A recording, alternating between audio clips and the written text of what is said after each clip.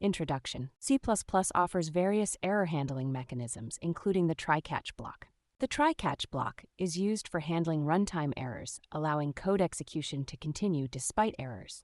Understanding the concept. A try-catch block in C++ is a mechanism designed to handle runtime errors without interrupting code execution. If an error occurs in the code inside a try block, control is transferred to the corresponding catch block. The catch block then handles the error, which could involve logging it, correcting it, or informing the user. Learning the syntax. Understanding the syntax of a try-catch block is critical to using it effectively.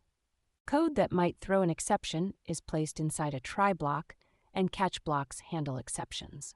Types of exceptions. C++ standard library provides built-in exceptions derived from the std exception class, such as runtime error, std out of range, etc. These built-in exceptions can catch specific types of errors, and custom exceptions can also be defined.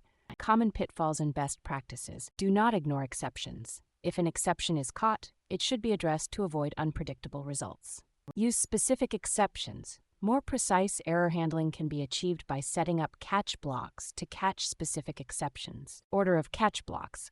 Place more specific exceptions before more general ones, as C++ executes the first matching catch block it finds. Exception propagation. Exceptions not caught in a specific scope get propagated to a higher level in the call stack. A global catch block can be used to catch all uncaught exceptions.